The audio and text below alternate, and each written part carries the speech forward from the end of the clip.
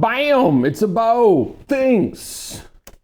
I'm not liking the brightness. Can we I don't know, are we gonna get super close? Is this where we're going? The Veros, baby.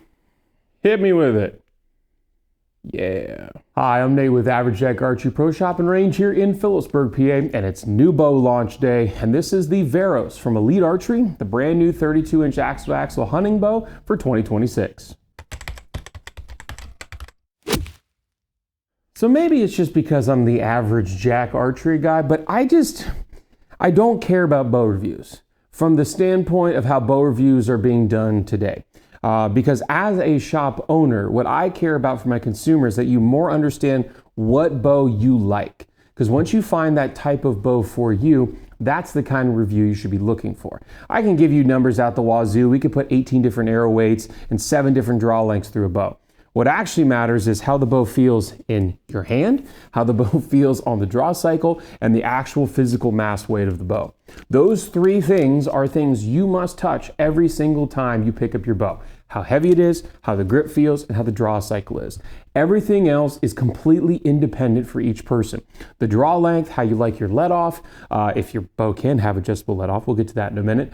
How easy the bow is to tune, either at home or in a shop setting. All those sorts of different things, right? And then of course, all the integration features you may or may not care about. But everybody has to care about those 3 things: the grip, the draw cycle, and the mass weight of the bow.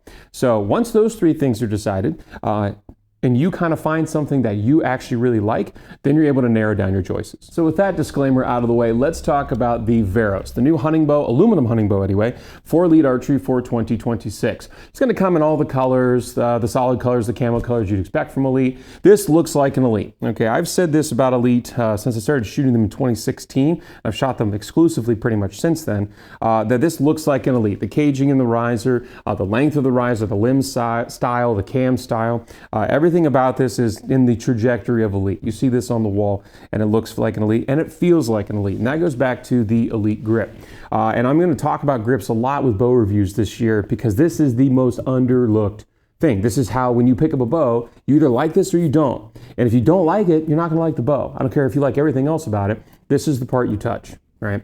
So the Elite grip, it's chamfered up on the thumb swell side. So up on the shooter side of the bow, which for a right-hand archer is the left side of the bow, it swells in on the thumb, which is my personal favorite. Okay, so you have the swell in over here on the thumb side and then on the palm side, and that allows you to get up into that throat. There are certain grips that are more of a contoured shape. You know, Matthews has even offered a variety of different style grips in 2025 for their bows that allowed them to have that grip interchange. I don't like an overmolded grip. I prefer to shoot right off the riser, and a lot of my customers have discovered that as well. They really like that solid right off the riser feel. So Elite, it's very flat back, straight edge grip with that swell on the inside and out. So try this out.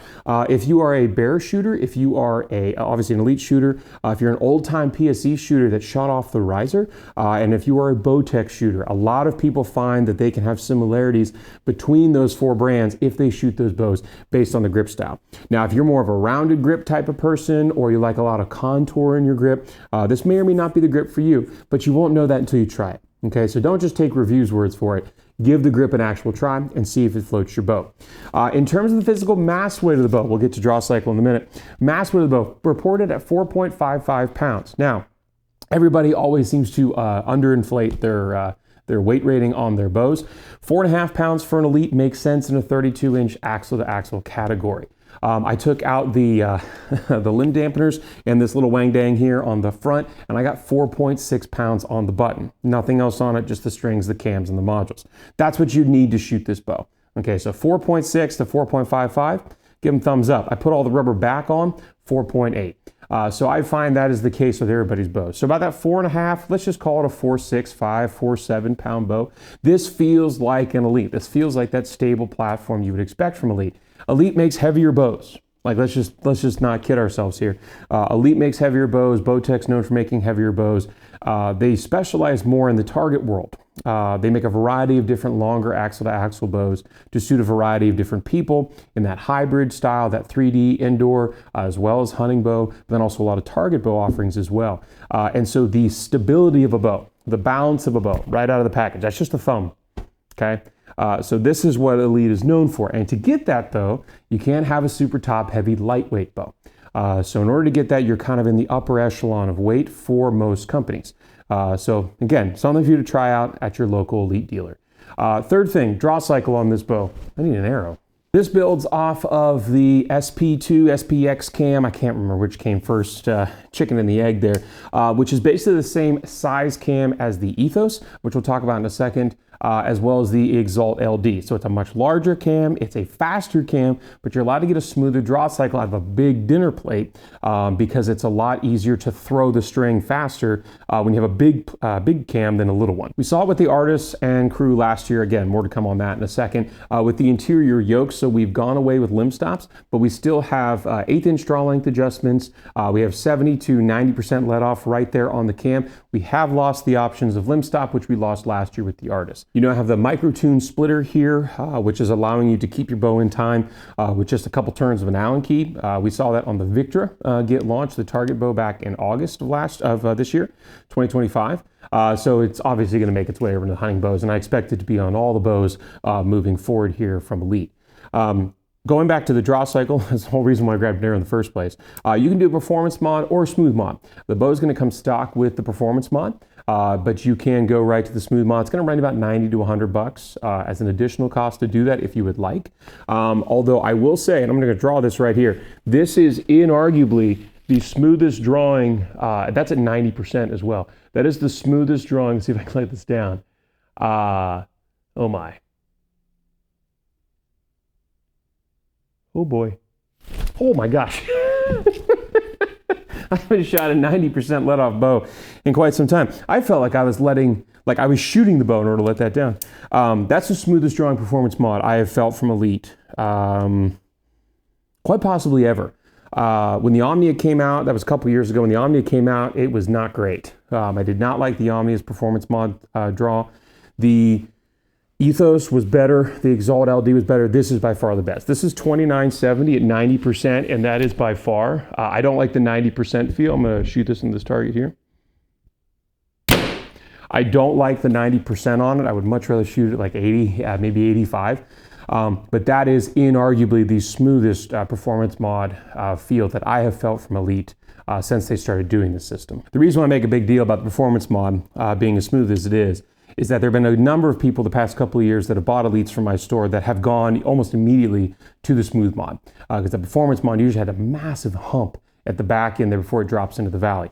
This one here at 90% definitely has a big drop into the valley, but there's no like big hump to break over. So I would imagine this speed would be pretty moderate. It's going to mostly come from the poundage and the brace height.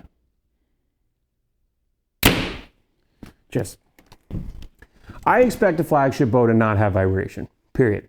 Zero vibration. I expect a bow to actually have that. If you're going to pay $12, $13, $14, $15 plus $100 for a flagship bow, it better have zero vibration, and the Veros is right there. So we covered the grip, we covered the draw cycle. Back wall feels fantastic even though it doesn't have limb stops. We've covered the micro tune splitter. If you're unfamiliar with Elite set technology, you've been living under a rock for the past half decade. In 2020, they came out with the Cure and the Result that it featured set technology. You loosen one screw, quarter turn adjustments over here, and it's literally just shimming the limb pocket, and it's causing an inadvertent cam lean. And because of that, you're able to tune right there on, right there in front of paper, right there with your broadheads, whatever. This has been around, like I said, this is now going on its 6th year. And they have made almost no adjustments to it since it first came out. It's just a bomb-proof system from Elite, and I hope it exists for the rest of their eternity. It's just really easy to work on as a shop owner. Like I said, you have the rotating mod with 1/8 inch draw length adjustments. You have the micro tune splitter. You do have a tunable roller guard, which is predominantly used for fletching clearance. You do not need a press to do it. You pop out the little retention cap here. Just pop your cables out by hand, slide it over. So if you're shooting a 27 or a 23 or a 25 with big high profile vanes or feathers, you can move that out of the way. It's barely going to affect anything at all. Because with the new yoke system, even though you do have to give up limb stops in order to get there, this allows so much more room around the cam for cam lean. Particularly on the shorter axle-to-axle bows, the 32 and down, like the Artist, which was 30 inches last year, thereabouts, you would have actually had some cam lean touching and rubbing the cables. You don't get that anymore with the yoke split system. A lot of companies have started going to this. I've seen it as a very stable platform. It's very easy to work on as a shop owner, which I of course really like as well. And their Winner's Choice custom strings have been very stable. I'm always very concerned when I see 5-piece, 7-piece systems.